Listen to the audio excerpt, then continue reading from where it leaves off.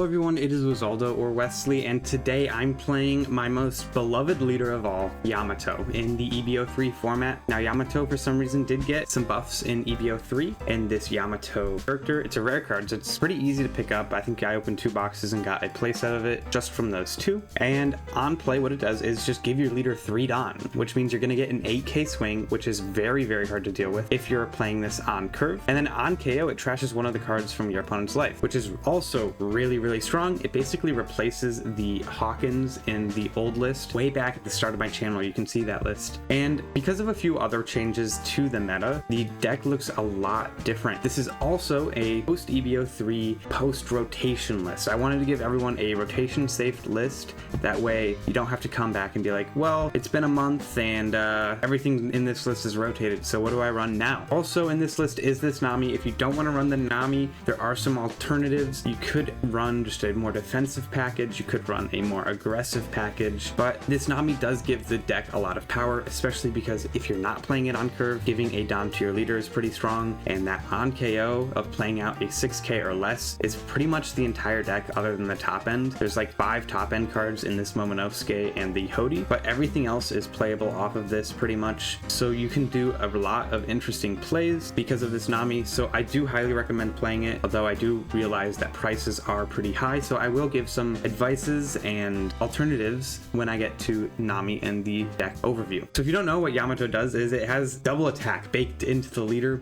really strong. I'd say even stronger objectively than Robin having Banish baked into her leader. But double attack in Yamato's leader is really strong because you can just play really aggressive with it. Also has the effect of having an activate main that allows you to attach 2 Don to one of your characters as long as your opponent has 3 or less life. And right now we're in a kind of a 4 life meta, so being able to put your opponent down to 3 is pretty easy, especially with this Nami, like I said earlier. But this isn't a super sound deck list. It's a really good deck list, I will say. I've played it quite a bit, but there are some changes that you might want to make as a player depending on your playstyle, and I will call them out. They are the first 2 cards in this Perona and this Law. Law lets you bounce back a character to your hand, probably a Yamato, an Izo, or an Otama, depending on how you're playing, maybe even a Kinemon if you've already swung with it, and then play out a 5 cost or less, which is probably going to be this Nami, probably going to be this Yamato, probably going to be a Kikinojo. Those are the 3 best targets probably. Alternatively, you could play out this Perona, but I won't expect that you have it all the time, and I don't want to call it out just in case you do cut it from your list. But what Perona does is allows you to prevent 2 of your opponent's 5 cost or less from resting until the end of your opponent's next turn, which is really strong in this sort of blocker meta. I will say Yamato is not one of the meta picks that I would go with, even though I know the deck really well right now, just because there is a lot of blockers in the meta, like Marco and Nami. In Sanji, there are the Sanji blockers that the Sanji leader can play out for free. There's just a lot of stuff that is gonna make playing Yamato harder. I think it's a really good pick at like a local level and even at like a 6-round tournament level, but there's just a few matchups that your opponent can get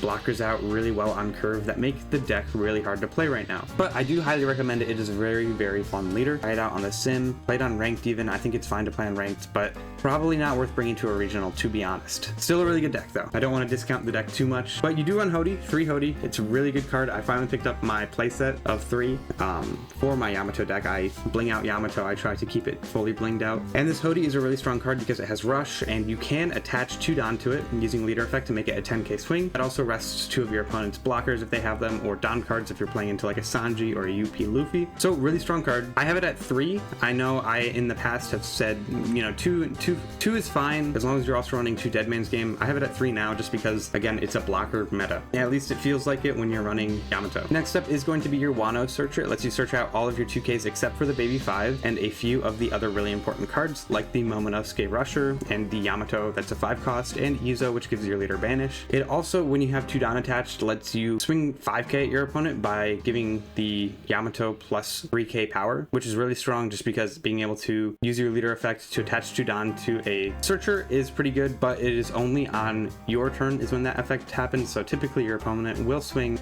another searcher into it to clear it after you've done that. But sometimes it can kind of be a pseudo blocker because of that effect, which is really strong as well. Your 2K that is kind of replacing the Izo is this Otama. I think this Otama is actually a really good card in Yamato because it lets you rest the character and add a card from the top or bottom of your life cards to your hand and gives your leader plus 3k. A very similar card is Tonoyasu, who does a very similar thing in that it frees up 2 Don to use with your leader effect and gives your leader plus 3k power. So that's typically what you're going to do if you're trying to play really aggressively, is free up 2 Don to attach to one of your characters using leader effect and give your leader plus 3k power. But if you're getting starved, it lets you add a life card to your hand so you don't run out of resources, which is really nice, and still lets you keep the aggression going. Next up is Izo, who's going to be a blocker as long as you have 2 Don attached to him, and on play gives your leader banish. Really strong play. Typically on 5, if I don't have a Yamato, I'll play out an Izo and then swing an 8 at my opponent with double attack and banish. Really strong play. If you're going second, you can swing 7 on your second turn with banish and kind of guarantee that you get 2 cards out of your opponent's hand. After that is Kikinojo. Kikinojo is going to be one of your main trigger bodies in that if your opponent has 3 or less life, which you're going to be able to get them down to pretty easily with your leader, it plays itself out for free. On KO, it also heals you, which is really nice as well. It's going to be one of your main ways to heal. This deck doesn't run a ton of healing right now. I don't think healing is the greatest way to play the deck because there are a lot of decks that are pretty susceptible to aggro right now. So having the game plan of healing isn't that great because the decks that are susceptible to aggro are healer decks themselves, and you're just going to get out healed if you try and do that. After that is Baby 5. It's the only non-searchable 2K. It has a really nice trigger that lets you draw 2 cards. So if you see that, it's typically worth it to do it because it lets you get more counter in your hand typically and lets you see some other cards in your deck like the unsearchable Hody, Law, and Perona. After that is going to be Hiyori. Hiyori lets you block with it and then trash a card and then heal a life. So it's basically 2 blockers because if you think about it in a way, blockers are kind of like an extra life card, especially when it's a 0 cost or 0 power blocker and it's not going to do anything else but block. It's also a 1k counter.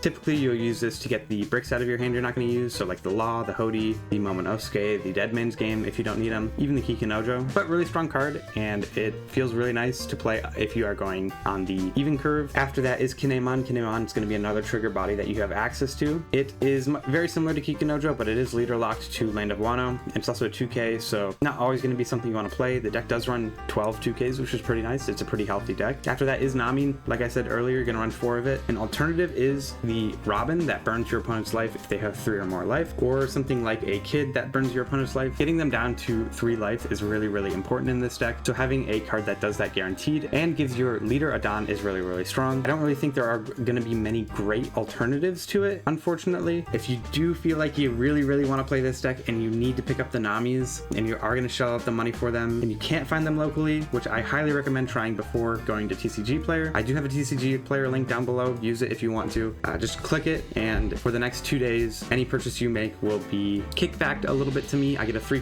kickback at no expense to you, which is really nice. It really helps with the bills for a college student like me. Next up is the bread and butter though. A really great card, the Yamato, like I mentioned earlier. You're going to run 4 of it. Really strong card, a really great addition to the deck. Feels really good. Another new card, sort of new at least, is this Rayleigh. It's going to let you control the game a little bit, and typically, unless your opponent's outplaying you to an extent, is going to be online. It's the only removable you're going to run just because Emu is still in the meta, but I don't think it's relevant enough to not run this Rayleigh. And to finish it out is a combo I will call out as kind of 2 cards that work together. Is you're going to run 2 Momonosuke and 2 Dead Man's Game. I'm going to call them out together because together they cost 4 if you're using the Dead Man's Game main effect. So it's kind of like a Hody in a way. But what the Momonosuke does is if you have 2 or less life, it'll give your leader plus 1k. And then on top of that, you can detach 2 Don, so return 2 Don to your cost area, and it gets rush and plus 1k power, putting it on the same par as Hody Jones with that plus 1k. Unfortunately, you do need to invest another 4 Don into this play if you want the same effect as Hody Jones using the Dead Man's Game main effect.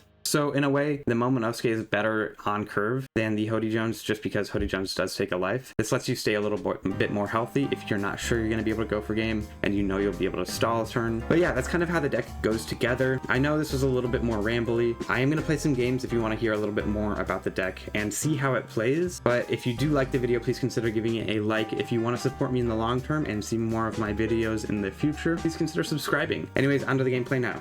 Alright, we're playing into a Kobe. This is in the EB04 meta, so I know Kobe has some pretty strong stuff that it has access to. So my board is going to be being swung into a lot. I do think the Yamatos, the 5-cost Yamatos, are going to be really, really important in this matchup, because if they're swinging into those, then I do have the ability to just trash my opponent's life. They're going to go first. I will mulligan this hand. I think I want to see an early play like the 1-drop Yamato into a Kikunojo. Although that Nami is really nice to see, because I'd be able to swing 7 on my 3rd turn. It's not going to be that great because my opponent is going to be able to clear it really easily, but I could always use the on KO. I just don't think it's worth it to give up that early game pressure that I might be able to generate by searching something off of Yamato and just playing on curve a little more aggressively. All right, I'll start with the search, and I will grab a Kinemon or a Kikunojo. I think Kinemon is going to be the way to go. I don't have a ton of I have a ton of 2Ks, but this puts me in a really good spot to defend my characters from my opponent swinging into them, just because I have to just generate a ton of value by attacking my opponent's leader. Their game plan is probably to starve me, so maybe if I saw the 2K Hiyori there, I would have grabbed it, but I did not. At least I don't think I did.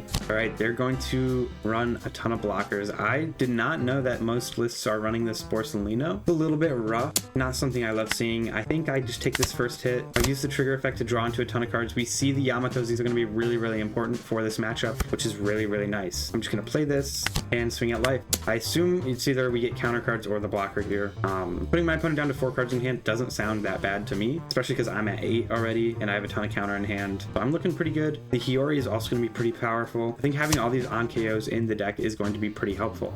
My opponent is not at 3 life, so they're probably going to try and swing into this Kikunojo to clear it. I have a lot of counter in hand to defend it. I probably don't want to give up more than 2 counter cards though, so that is something I need to keep in mind, just because my opponent will start to outpace me if I have to give up a ton of resources to protect this Kiku. Interesting. This seems like a list that somebody might have put together because it's all the cards they have, although this Sengoku is pretty good at filling up my opponent's trash. They're just really searching here. Fine by me. Next turn I probably swing a couple 7s. All right, they're gonna probably swing into my Kikunojo now because they have a 5k leader that can, oh, they're gonna swing into it with the Hibari. So they probably swing into it with Hibari and then swing into it with Kobe.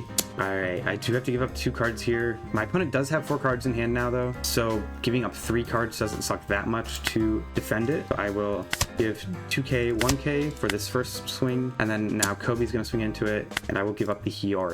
I don't really think I need to worry about healing too much in this matchup, just because my opponent isn't going to be running too much like aggression into my life. It's all going to be into my board. So I'm going to deploy, give 3 down to my leader, start with a 7k swing at life.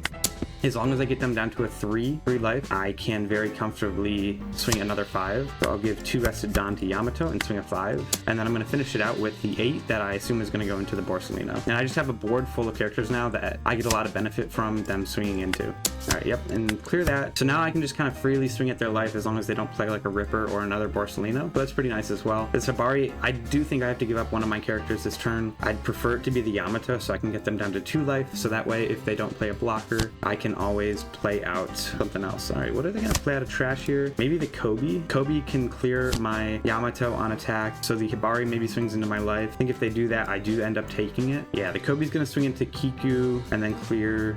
I think I just take here. I could do something funny here. I'll use this trigger to rest the Kobe. That way they can't clear both. They have to swing the Hibari into the Kikunojo and or the Helmeppo into the Kikunojo. But they don't have anything that can swing into active characters right now. All right, Helmeppo's gonna be able to attack active characters, so that Yamato, I mean, I heal up to 3 again. I'm in a better state than my opponent. And if they swing into the Yamato, I just let it go, or 2k here. I'm in a position where 2k'ing doesn't feel too bad. I might swing into the Hibari just because it is really impacting my board. I think here I might want to counter, just because if I do trash the life, it doesn't get me that much. So I'm going to counter with the baby 5. I go to 5 cards in hand and I can always tax their board by swinging into it this next turn. They lose out on the Kobe.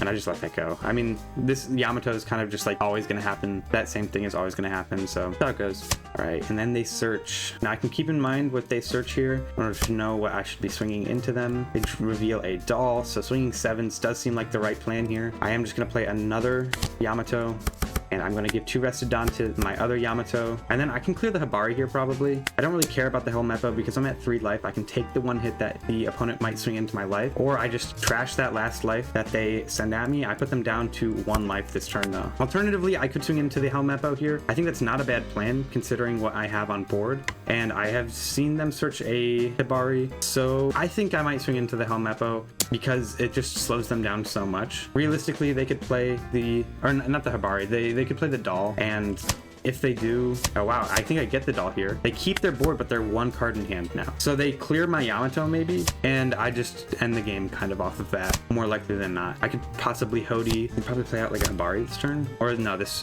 Kobe here. But it's like I have 6Ks. Oh no, they're gonna play the Hibari, give itself the ability to attack active characters, probably reduce one of my Yamatos down. I protect 1 Yamato and let my opponent swing into the other and clear it. That way I put my opponent down to 2 life so that I can swing into their leader as long as they don't have a chump blocker up, and put them down to 0 life, and then I attach Dawn and swing to end the game. And I always have the Hody to rest a blocker if they play it. Really have to hope that they don't have the ability to do that. Now they are going to give Helmeppo the ability to attack active characters, but it is going to be easier to defend this Yamato rather than the one that's reduced. So I give this up and then trash one of my opponent's life. I get rid of a 2k, that's really nice. That makes it so I don't have to worry about that as much. With these next 2 life, the chances of them being 2ks is lower, though it's not impossible. All right, they're going to Ace and Sabo Luffy. That is going to tax my hand pretty heavily. Let's see, to defend an 8, I could 2k to 5, and then 2k to 7, and 1k to 8. I unfortunately don't have enough counter, so I do have to let this go. I do trash their life though, so I probably, I'm gonna take this, hopefully get a counter card. I don't, or a trigger. I take this,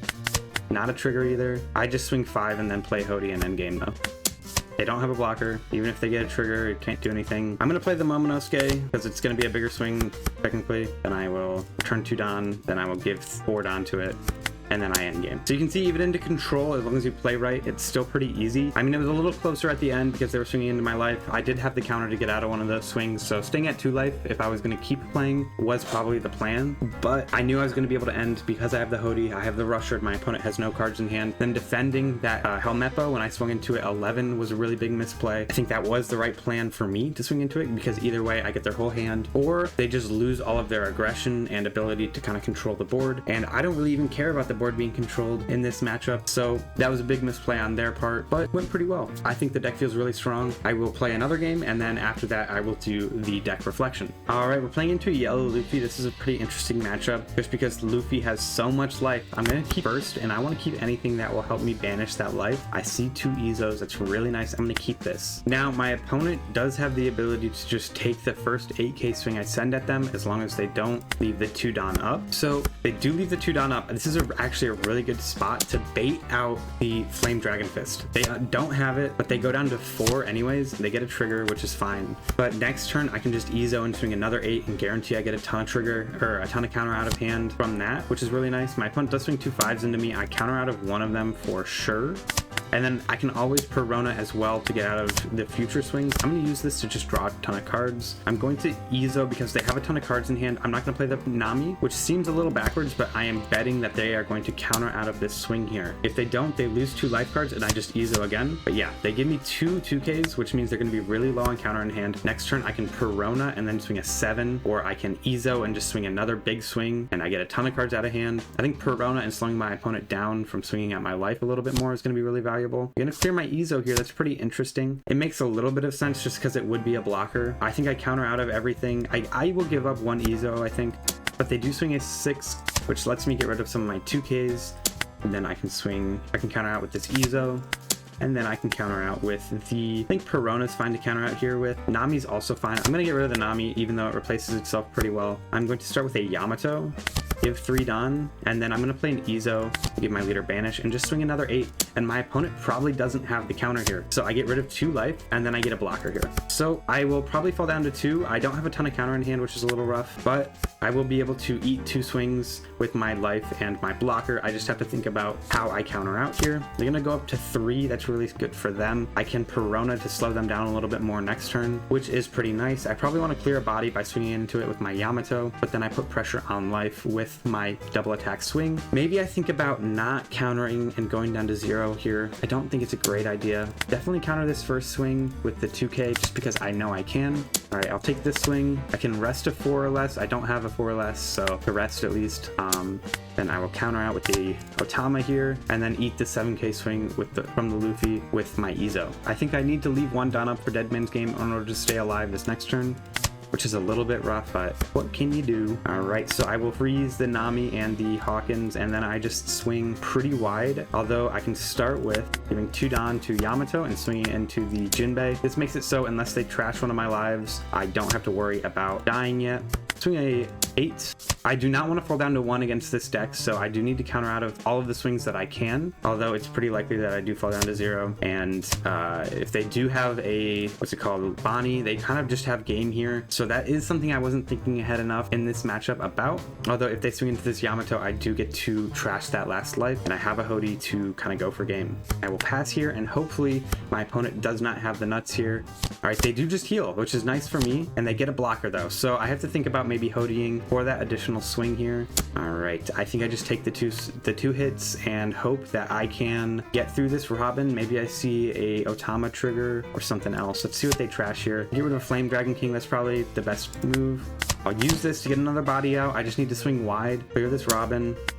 No trigger there. All right, maybe using the Dead Man's Game over the Hody is a better plan here, but they don't have a ton of counter in hand. That 8k swing will probably connect as long as I do it right, though Dead Man's Game gives me a higher chance. I think I'm gonna Dead Man's Game, rest a Robin. I'll rest the Hawkins too, I guess. And then I will swing a 9 at my opponent. That way I guarantee that this connects, and then I can just swing really big into my opponent after that. Hopefully they don't get something that rests my whole board or something here. All right, no triggers there. That's really good for me. I'll attach 2 down to Kinemon, swing a 7, and then I win. They disconnected. Really good game. See, it's even good into the super high life leaders. It's not that hard to get the opponent down to 3 life where you're using your leader ability. Sorry, I just knocked into my desk a little bit. Anyways, I'm gonna go do the deck reflection and talk a little bit more about where Yamato fits into the meta. All right, here's that deck list one more time. Let me know what you think. Let me know what you think of the Perona-in-Law. If you would cut out maybe a Hody or something just in the list that might bump up these. I think the Perona felt really, really good to play in the Luffy matchup just because it slowed my opponent down and let me put even more pressure on him. But it's a list.